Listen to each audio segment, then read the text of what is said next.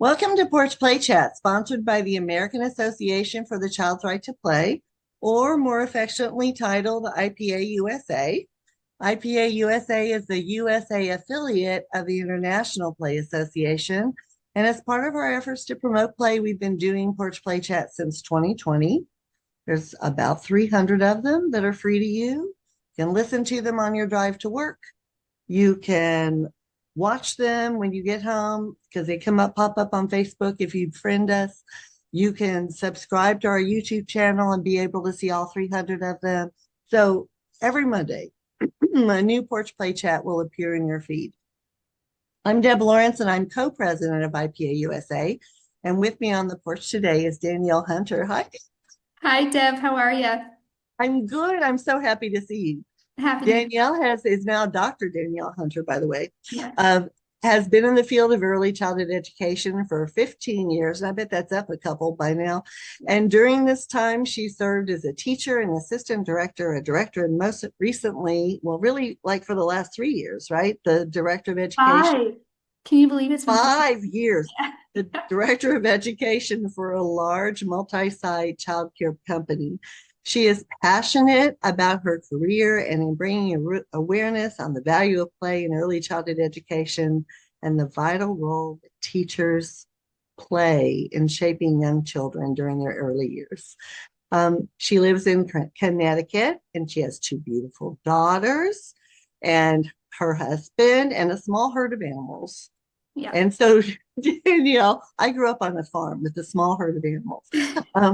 Danielle is going to talk to us today about making space for social and emotional learning in the early childhood classroom. That's such a great title. We so Such need. a great topic. Such an important topic. Thank you first and foremost for having me back. I'm excited to be here. And I love this topic. And I'll be fully honest, when I first started as an educator, social emotional learning terrified me, right? The behaviors, the challenges, the struggles, it was so scary to me because I don't think it's talked about enough. And I don't think that it's understood enough as a vital part of children's learning in these early years.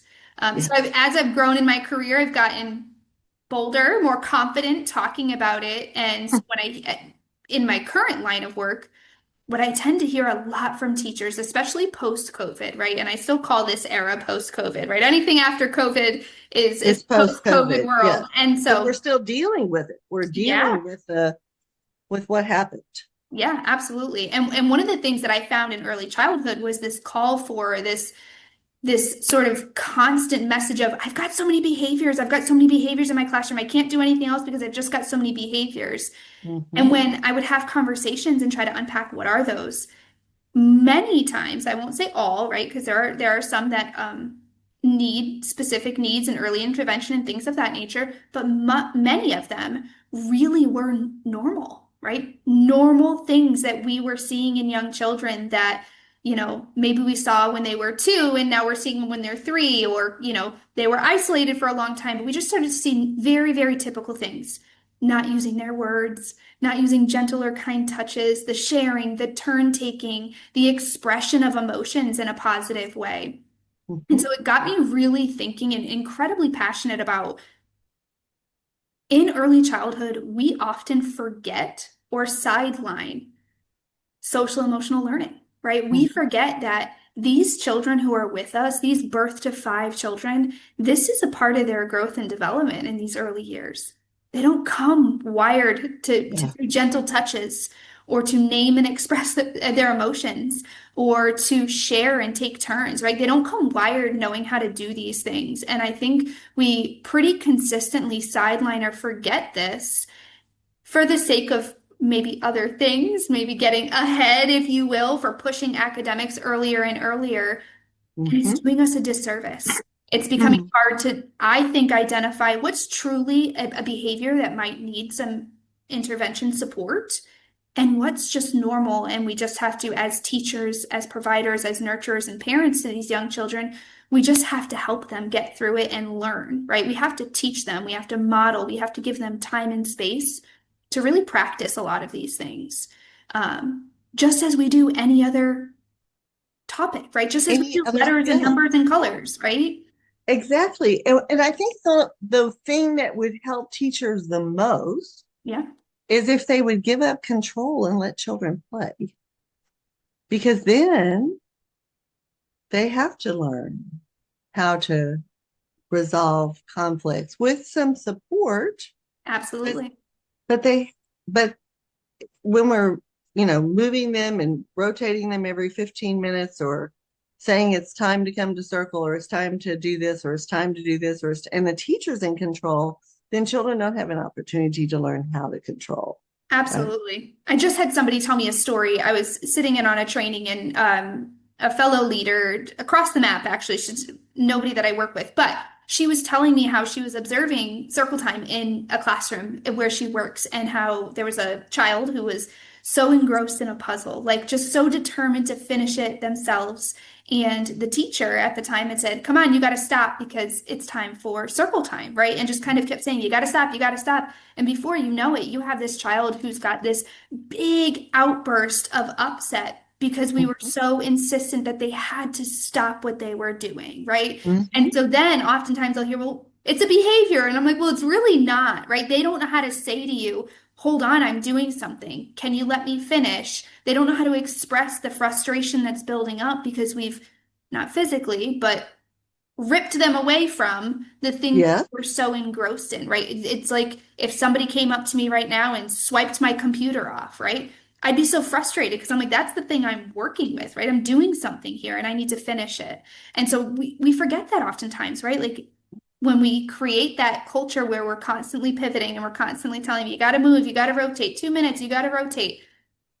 They're not getting a chance to make choice or any sort of independence, but they're also not getting a chance to really sort of learn to regulate and navigate some of those natural social struggles that come up in those play moments, right? In real, relatable context. Mhm. Well, and when I was teaching and when I was directing, teachers would say they're not all coming to circle. And I said, why aren't they coming to circle? And they would say, well, we're telling them they need to come to circle and they're not. And I said, well, what are they doing instead? And so they would tell me. And I said, oh, that sounds like that might be more fun than circle. Yeah. Yeah. And so then I would say, when I was teaching, if I wasn't good enough, they didn't come to circle. But I Yeah. didn't care because they were still singing the songs and Hmm. still listening to the story and still doing the finger play, but they weren't pinching or kicking the person next to them. Yeah, absolutely. And we take their the defiance, if you will, right? Perceived defiance, not Mhm. wanting to come to those things as Mhm. this big behavior, right? Then come the consequences, or no, you have to, or now you can't, you can't play with the blocks anymore because you weren't listening, right? And then we see this spiral of Mhm. behaviors and we see these social struggles. On top of we really haven't taken the time to honor and sort of put social emotional learning equal to the other Mhm. aspects of learning, right? Like equal to language and literacy needs to be their social emotional learning. And And this guess is the what? time to If they play with it. play and they're navigating these social situations, they're learning language. Absolutely. Yeah, absolutely. And so what we're doing is sabotaging ourselves and them Yeah. because if every child could learn to read by the end of kindergarten, it it, we have to recognize that that's not always possible, Yeah. and it shouldn't be. They shouldn't be learning. They shouldn't be fluent readers until they're 8 or 9, right? Mhm. So they can, all of our studies about when children are introduced to formal literacy and language instruction, formal, not reading a book, not doing a finger play, not telling a story, not acting out a story. Mhm. All those things are wonderful things that you can do with children. But in many of the European countries, nothing until 7. No Yeah. letters. Yeah. Just in their natural environment as it unfolds. Yeah. Yes. And so it brings me, it just constantly has my wheels turning of how do we bring social emotional to sort of like the forefront? Like what do we need to do? Because it's such an important and missed part. And Mhm. these are the years that it's really needed, right? What do they say? By age 5, 92% of children's brains have grown to be its adult size, right? Mhm. 92%. That's massive. Massive. That's so much learning. I always tell teachers that when I'm doing trainings with them, like, and I don't mean for it to ever feel like pressure. To me, it excites me where I'm like, wow, like we can have that much of an impact in the first 5 years that we have them in these early childhood environments. And it's so exciting, but it's so important, right? And if we're Yeah. missing a piece of the puzzle, we're doing a disservice, right? We're Yeah. sending them off to kindergarten and to grade school years not able to navigate social challenges and struggles with peers, not able to problem solve, not able to regulate their emotions and express, not able to ask for help in social struggles and situations, which is troubling, right? That's problematic. So it always gets me back to like, what do we need to do and how do we emphasize this for our teachers? And one of the things I always try to tell teachers is we need to start treating it equal to our desire to expose them to letters, numbers, shapes, and colors, right? We need to understand we are so okay with those academic pieces, knowing that children need repeated exposure, knowing they need to see it more than once, play with it more than once, work with it more than like we are like, yeah, of course they do, right? When it comes to social emotional learning, it's like we forget, right? We Absolutely. totally forget and we expect that I told you one time what gentle touches were. You should do that going forward. And I always Mhm. tell teachers that's not how it works, right? Children need repeated exposure, guidance, and support to practice these skills. You got to Mhm. get on their level and show them what a gentle touch is, right? Yeah. Show them what a Absolutely. gentle touch feels like. Give them some language they can use instead of just saying, use your words, right? What does that mean? And do they Mhm. have words to use? Because they might not, which just grows that frustration, right? And grows that outburst. So I always go to, we need to treat it equal to some of those other skills that I feel like always get over highlighted and sort of overshadow social emotional learning. And then we need to really recognize that they need that repeated exposure. They need us to continuously model and in real ways, right? Not just say, use gentle touches.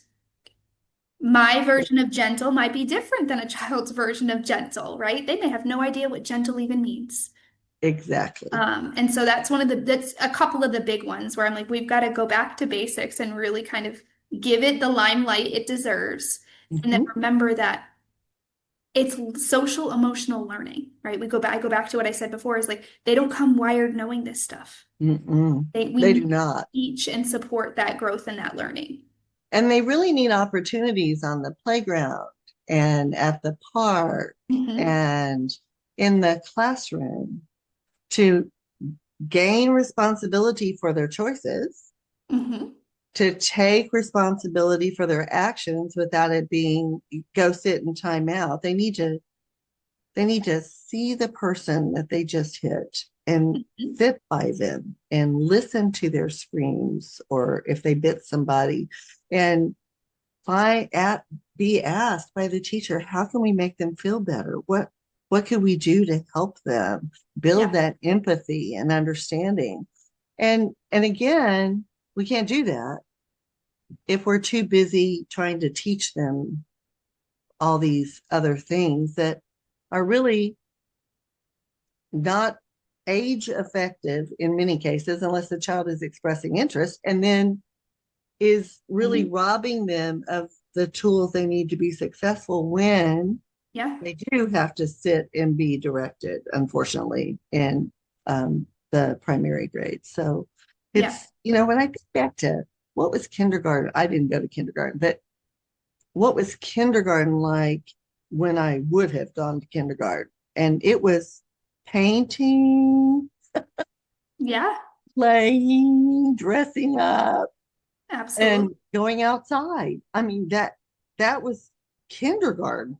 I mean, there was no there were toys and things to play with because I got to see a kindergarten room that I wasn't able to go to, but it there was nobody expected children to learn their letters or their numbers. They just did it through their play. No one expected it to be formal instruction. Yeah, absolutely. Absolutely. I think the other thing that always comes to my mind when I think social emotional learning is we need to normalize it, right? Like Yeah. hitting, biting, hair pulling, Mhm. saying no, um, Mhm. not gentle touches, right? Those things are to an extent very normal in these early years. And I say Mhm. this as the recovering mom of two incredibly ferocious 2-year-old biters. And I remember at the time actively having to tell my brain, remember what you know about this, right? Because I went into mom mode, like, oh my God, my babies are hurting everybody. Like, this is horrible. And I started to forget that, hold on a second, I'm not okaying the behavior, right? I don't want them to do Right. this, but I Yes. also need to recognize and normalize, like, this is a part of their learning. They need to figure out, we need to help them learn more effective ways of communicating, of saying, hey, stop it, or I Mhm. need help, or whatever it may be that they were trying to. And once I put the panicked mom hat aside, right, I could really work on that with their teachers. And it did Mhm. get better, right? It doesn't mean that it stopped right away, but it did get better when I could normalize and really lean into, okay, what is this behavior telling me? What is this challenge telling me? What might they be trying to communicate? And what are some tools I can give them? And I think oftentimes, and I get it, right? As a teacher, I said in the beginning of my career, I was so terrified of social emotional learning, primarily for biting, right? Biting tends to be the one that I think gets everybody In incredibly an worked up. uproar. Yeah. Mhm. And again, I for mere moments as a parent when I was living through it, I would forget that, right? I would forget like, oh my God, this is normal. I felt so awful. And so it's hard to kind of maintain that level-headedness and remember it's normal. It's telling me something. And this Mhm. is where I step in as the teacher, as the educator, as the parent, and I give them better tools. I give them more appropriate tools and strategies. And I think if we can prioritize and put social emotional learning in the limelight in these early years, right? Highlight it and recognize it's a part of who they are and how they develop and what we need to do as teachers and educators.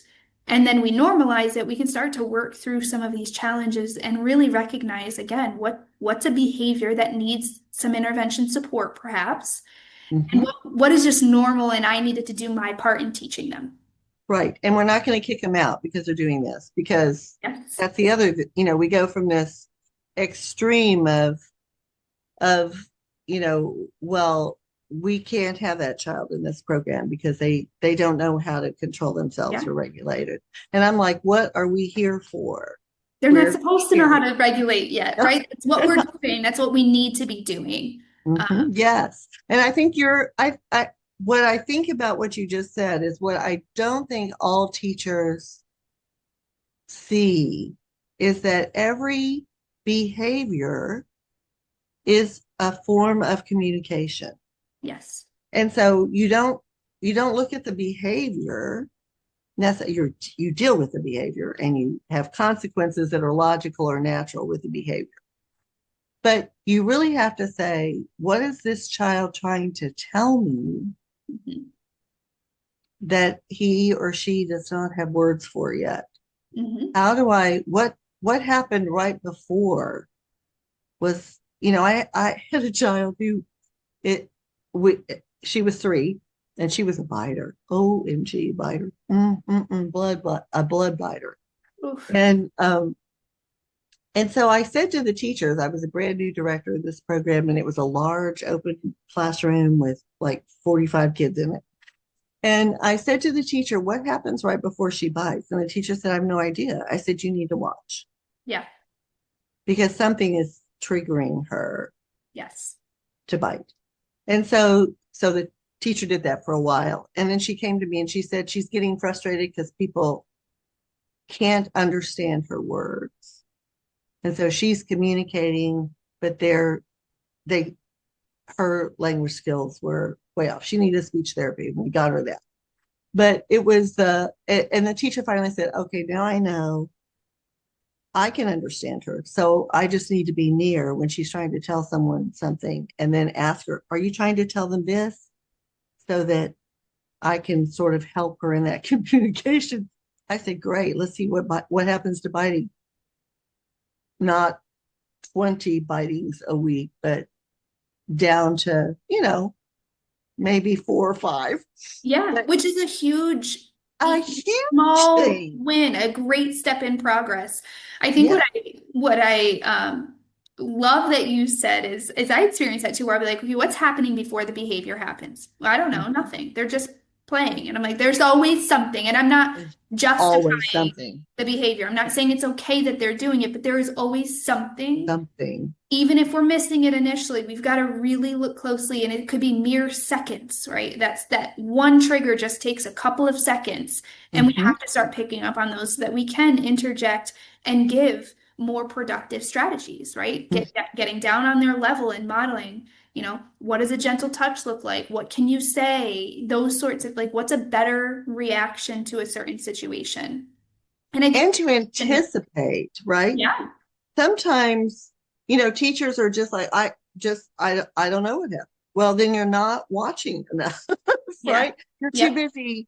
You're too busy teaching yeah, instead of observing. And so we have to figure out what is the challenge for the child so that we can anticipate that there might be an issue and go over and check in. yeah.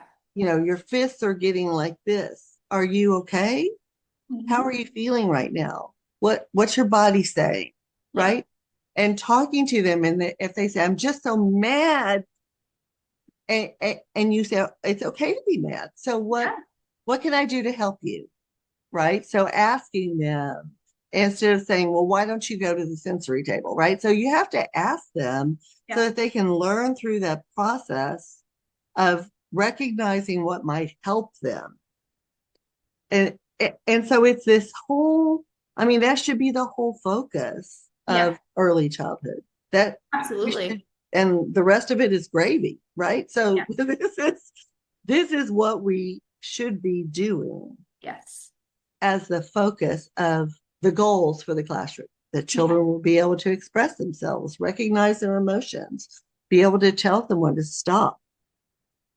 I agree. And I always try to take a step back and really empathize and try to understand. I mean, I've been a teacher, right? We've been teachers. And so I try to go back to that and really empathize and say, listen, like, I think in a lot of ways teachers know this, right? I do lots of training and have lots of conversations on this sort of thing, and you can see that they're like, yeah, that makes sense. I think the reality of being in the classroom and the pressure that they feel Mhm. from others, whether it be parents, um, quality rating expectations, whatever it may be, right? Those pressures sort of start to close in on them, and they lose sight of what they know that social emotional learning is important, but I also know that I'm getting this pressure to do these few things. And so I'm trying to make those bodies, those groups of people happy and get these things done. But I've, in doing that, pushed what I know as an educator aside. And so I think it's growing bold enough as educators to educate those around us, right? To Yes, say things like, you know, it may not be letters, numbers, and shapes today, but I taught your child how to share. yes, Or little Johnny used his words today when he was frustrated. Or I yes. observed when he was upset, I saw him take 3 calming breaths. What an incredible skill he's developing. He's starting to recognize how his body is feeling and then the things that help bring his body back down to calm, right? Mm. We've got to celebrate and really educate and sell those things because when we don't, we're just kind of creating that perpetual cycle. We're Yes. missing that opportunity to bring them in to understand that even the social emotional pieces, even the fact that I taught Johnny or Sally or whoever to share today is learning, right? That's a big win in this early childhood world. And should be the focus. And the pushback I think that we also need to do, which we're talking about, how can we approach the quality rating systems? How can we approach accreditation systems? How can we approach and say to them, what you're asking for is not helpful in child development. Hmm. What you're asking for is not realistic in an early childhood classroom. Yeah. Children should be playing, should be making choices, should be developing interests in materials, and teachers should be following, not leading. And so those are that sort of because when we get into some sort of regulation, just like your licensing specialists Yeah. who have no early childhood background almost always, they're regulators, right? So, you have to do this, this, and this. Um, we have to recognize that regulators don't necessarily understand development. Yeah. And then we have to say your expectations are not realistic. We can offer, we can provide, we can support, Mhm. but in this program, children lead, adults don't. And then the social emotional problems go away Yeah. mostly Mhm. because children are learning to navigate that with teachers who are anticipating, supporting, and intervening before the behavior happens. And so it's And it's just, in, go ahead. sorry. As I No? say, it's in real and relatable ways, right? Like, what better way to learn how to share and take turns than to have to share and take turns, or to use your words than to have to use your words and practice that language skill. So that's the other piece I go to is there is no better way for children to grow socially and emotionally than to experience a social struggle under Mm-hmm. the trusted guidance, attention, and care of a teacher who can be there to help mediate if they need it, Mm-hmm. who can offer solutions and offer problem-solving strategies and things like that if and when they're going to need it, right? Because they're going to need it. So I think that's another big part of it too. Is I always go back to the phrase real and relatable, right? We got to make it make sense to them. And Mm-hmm. the best way to do that is for them to experience it, right? I need Yeah. to experience what mad feels like before I really understand what mad is. Yes. Yeah. And why does my teacher have that look on her face? Yeah. And it could be it, whenever children had some look on their, oh, well, we would practice, I would say, go over, not interrupt, but be playing with a group of children. And then they would say, we want to play the face game. And I'd say, okay, let's play the face game. Show me your mad face. And so they would all show me their mad face, which helped me, right? Be Hmm. able to anticipate, oh, that's the mad face. Let me run. Show me your happy face. And so we would all show our different happy faces and show me your sad face, and we would all be able to do it. Show me your excited face, and we would all. And so we played the face game a lot, Yeah. and it really helped me learn them and know when I needed to offer support Yeah. or at least be closer, right? Yeah, absolutely. Because everybody's mad face is going to look a little bit different. You're going to Of see their course it is. bodies change a little bit. And yeah, as a teacher, you got to capitalize on that and just make sure that you are attuned to, okay, I recognize that as some level of distress or frustration or something happening. I've got to go over, at least be closer, right? Depending on the situation, maybe you listen for a minute. Yes. And there are going to Sometimes be I go times over in you, the sometimes I go over to the block center when I heard voices, Mhm, and I would say, "How we doing?"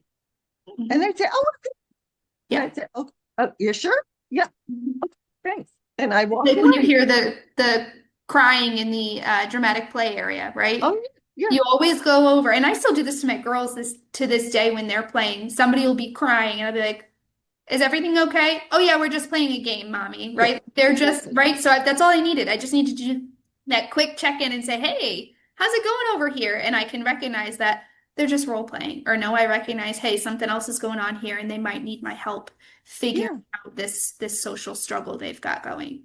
And so those are the responsibilities of a teacher in the classroom. Yeah. And so we need to refocus our focus because Yeah, right now it's absolutely. kind of off the map. Yeah. Danielle, I need to talk to you every day for 2 hours every day. That because Anytime. anytime, yes, now that dissertation is done. Stay right there while I close this out. To learn more about IPA USA, please visit our website at ipausa.org. And until next time, keep on playing.